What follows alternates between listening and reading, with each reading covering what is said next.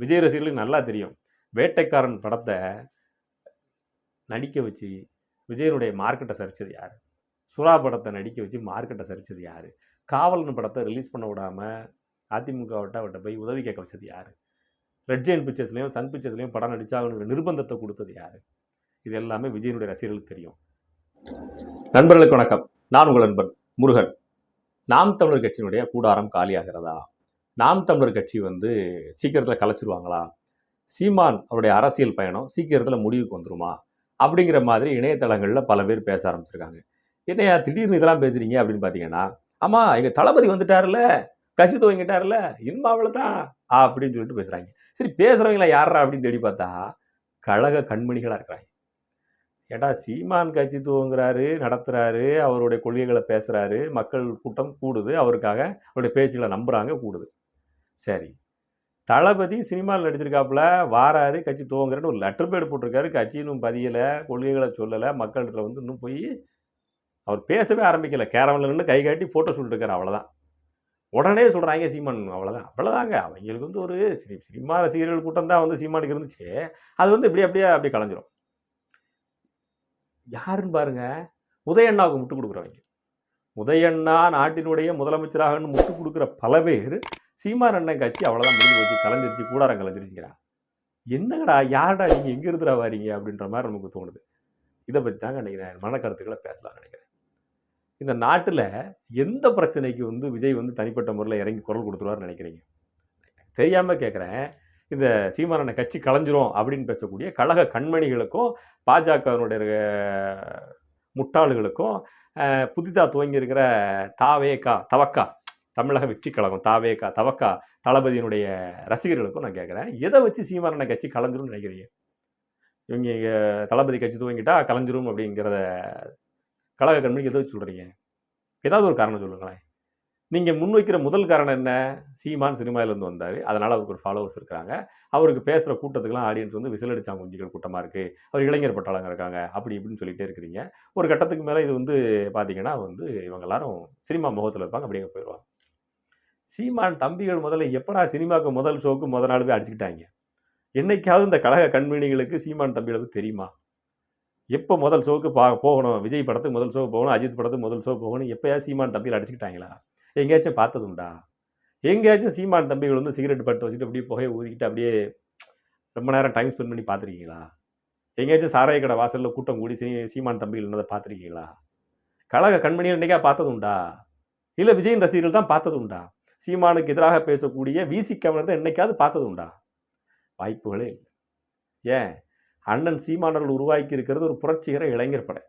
இந்த இளைஞர் படையில் இந்த கூட்டத்தில் மது பண்ணுறது இல்லை, புகை கிடையாது. எந்த கட்சி கூட்டம் நடந்தாலும் ஆபாச பாடல்களை போட்டு ஆபாச நடனங்களை போட்டு விட்டு அரைகுறை ட்ரெஸ்ஸோடு ஆட வச்சு பொம்பளைங்களை வச்சு ஆட வச்சாத்தேன் கூட்டம் கொடுத்து இன்றைக்கி ஆள்ற கட்சிக்கு வண்டியாக வேன் பிடிச்சி லாரி பிடிச்சி பஸ்ஸை பிடிச்சி அரைப்பாடி லாரியை கூட்டத்தை அள்ளி கொண்டு போட்டு போய் தான் ஆளில் கொண்டு கூட்ட வேண்டியிருக்கு.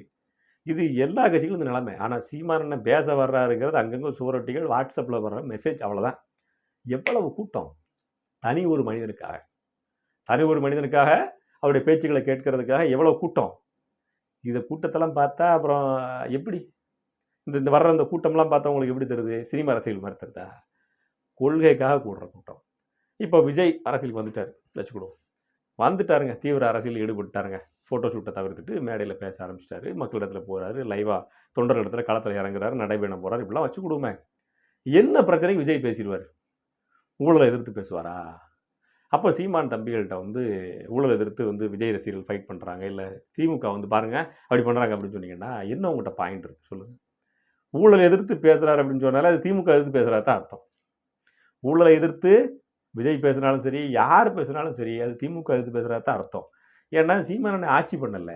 அப்போ விஜய் அவர்கள் களத்தில் அரசியல் பேசுகிறாரு, ஊழலை எதிர்த்து பேசுகிறாரு, லஞ்சத்தை எதிர்த்து பேசுகிறாரு, திருட்டை எதிர்த்து பேசுகிறாரு அப்படின்னு சொன்னால் அது முழுக்க திமுகவையும் அதிமுகவையும் பிஜேபியும் காங்கிரஸையும் எதிர்த்து பேசுகிறா தான் அர்த்தம். கூடவே கும்மி அடிக்கிற கம்யூனிஸ்டையும் விசிகையும் எதிர்த்து பேசுகிறா தான் அர்த்தம்.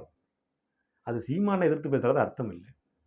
இங்கே இருக்கிற மலை வளங்களை, இயற்கை வளங்களை கொள்ளையடிச்சு கொண்டு போகிறாங்க, கேரளாவுக்கு கடத்துறாங்க, தடுக்கிறதுக்கு ஒரு அரசர் கூட, ஒரு ஆட்சி கூட சரியா இல்லையா, ஒரு அரசாட்சி கூட சரியா இல்லையா அப்படின்ட்டு பேச ஆரம்பிக்கிறார் அப்படின்னு சொன்னால் அப்பயும் அது விசிகாவையோ திமுகவையோ அதிமுகவையோ மதிமுக எதிர்க்கிற கதை தான். அந்த இடத்துலையும் சீமான் எதிர்க்க முடியாது. ஏன்னா களத்தில் நின்று சீமான் அதைத்தான் பேசுறாரு. அப்படின்னா 2 பேருமே கிட்டத்தட்ட ஒரே அரசியல் தான் பேசுற சூழலுக்கு தள்ளப்படுவாங்களே தவிர, விஜய் வந்ததால் சீமானுக்கு பாதிப்பு அப்படிலாம் இல்ல. அவர் வந்ததா பாதிப்பே ஏற்கனவே திமுகவுக்கு தான். முதல் பாதிப்பே திமுகவுக்கு தான். ஏன்னு கேளுங்க, அவருடைய நண்பர் அஜித் வரைக்கும் மிரட்டி சினிமாவில் ஐயா மிரட்டுறாங்கய்யா அப்படின்னு மேடையில் கலங்க வச்சது யாரு? யாரு? இப்போங்க கலைஞர் நூற்றாண்டு விழாவுக்கு சூப்பர் ஸ்டார் ரஜினிகாந்த் மட்டும்தான் பேசுறாரு. வேற ஆளுகளே இல்லை கூட்டத்தில். அந்த அளவுக்கு மிரட்டி நடிகர்களை வர வைக்கிறது யாரு? யார் வர வச்சாங்க? சீமான் வர வைக்கிறாரா? படம் நடிச்சா ரெட் ஜெயின் பிக்சர்ஸ்ல கூடியா, படம் நடிச்சா சன் பிக்சர்ஸ்ல கூடியா, சன் பிக்சர்ஸ் நடிச்சே ஆகணும்னு சொல்லி நடிக்க வச்சு சுறா மாதிரியான படங்கள் நடிக்க வச்சது, வேட்டைக்காரன் மாதிரியான படங்கள் நடிக்க வச்சது, காவலன் படம் எப்படியாவது ரிலீஸ் ஆகணும்னு அதிமுகவுடைய தயவை எதிர்பார்த்து அதிமுகவிட்ட போய் தஞ்சம் அடைஞ்சு ரிலீஸ் பண்ண வச்சது யாரு? யார் ரிலீஸ் பண்ண வச்சது? அப்போ அதிமுக ரிலீஸ் பண்ண வைக்கிறார். அப்போ இவரை விஜய் அவர்களை வந்து அவருடைய திரைத்துறை வாழ்க்கையை முடக்கி போட்டுன்னு மிரட்டினது யாரு? சீமான் மிரட்டினாரா? திமுக மிரட்டுச்சா? யார் மிரட்டினாங்க? விஜய் வீட்டில் ஐடி ரெய்டு விட்டு மிரட்டினது யாரு? யார் மிரட்டினது? திமுகவா இல்லது சீமானா? இப்போ யார் விஜய் அரசியலுக்கு வந்துட்டா யாருக்கு பாதிப்பு?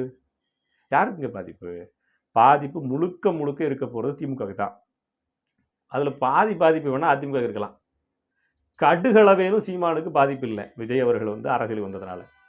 ஏன்னு கேளுங்க, சினிமாவிலிருந்து ஒருத்தர் உச்ச நட்சத்திரம் ஒருத்தர் வந்து அரசியல் பேசினா எப்படி இருக்குங்கிறத இதுவரைக்கும் மக்கள் பார்க்கல. எம்ஜிஆர் காலத்தில் பார்த்துட்டாங்க, அதுக்கப்புறம் இப்போ பார்க்கல. விஜயகாந்த் அவர்களுடைய அரசியலை பார்த்தாங்க, அதுக்கப்புறம் விஜயகாந்தோட அரசியல் பிடிச்சிருந்தது, அதுக்கு பெருவாரியான வாக்குகள் வந்துச்சு. அவர் கூட்டணிக்கு போயிட்டார், அவருடைய வாக்காளர்கள் சிதறிட்டாங்க.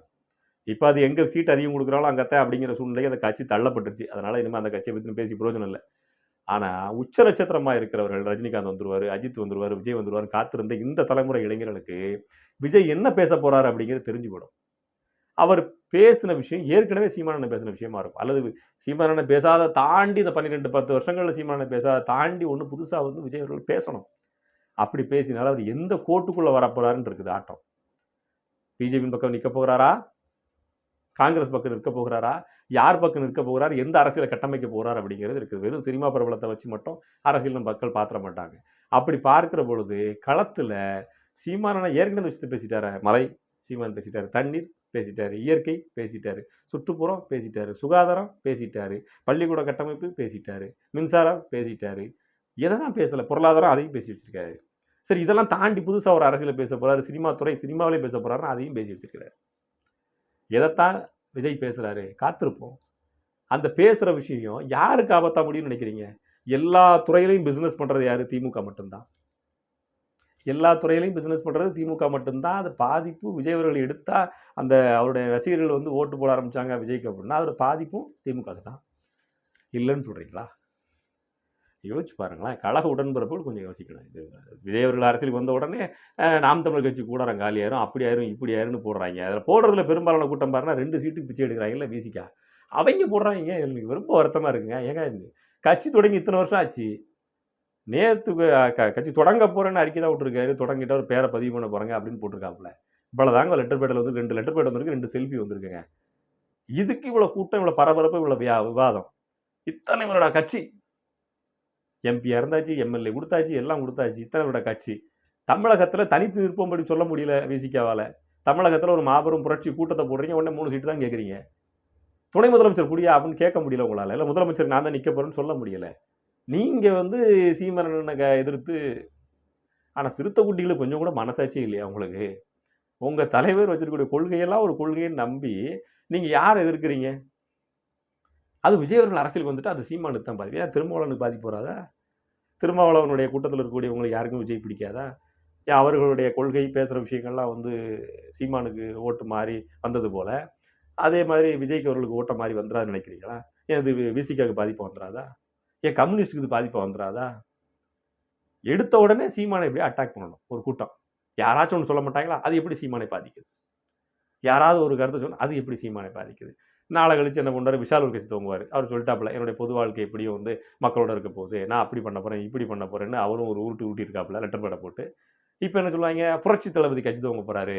இப்போ அவருடைய ரசிகர்கள்லாம் நம்ம ஏற்கனவே வந்து அப்படி பண்ணுங்க, அப்படி பண்ணுங்க, அதில் இது வந்து சீமானுக்கு எதிராக வரப்புன்னு சொல்ல போகிறாங்க. சொல்லுவாங்களா மாட்டாங்களாங்க?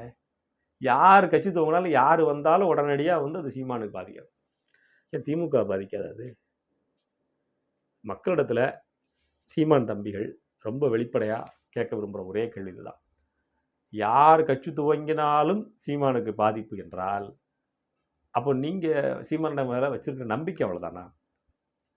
சினிமா நடிகர்கள் கட்சி துவங்கின உடனே சீமானுக்கு பாதிப்புன்னா அப்போ இத்தனை வருஷம் ஒரு கட்சி கட்டமைப்பாக கொண்டு வந்து மது பிடிக்காத புகைப்பிடிக்காத ஒரு இளைஞர் பட்டாளத்தை உருவாக்கி இருக்கிறாரு. அந்த கூட்டம் வெறுமனே விஜய் சொன்னதுக்காக, அஜித் சொன்னதுக்காக, இல்லை மற்ற சினிமா பிரபலங்கள் சொன்னதுக்காக அதை கொண்டு வந்த கூட்டமாக அது. அவங்களா வந்து இந்த மாதிரி மது பிடிக்காதீங்க புகை பிடிக்காதுன்னு சொன்னவங்களா? அவங்களா? சினிமாக்கள் அவங்க தான் வச்சுருக்கிறாங்க.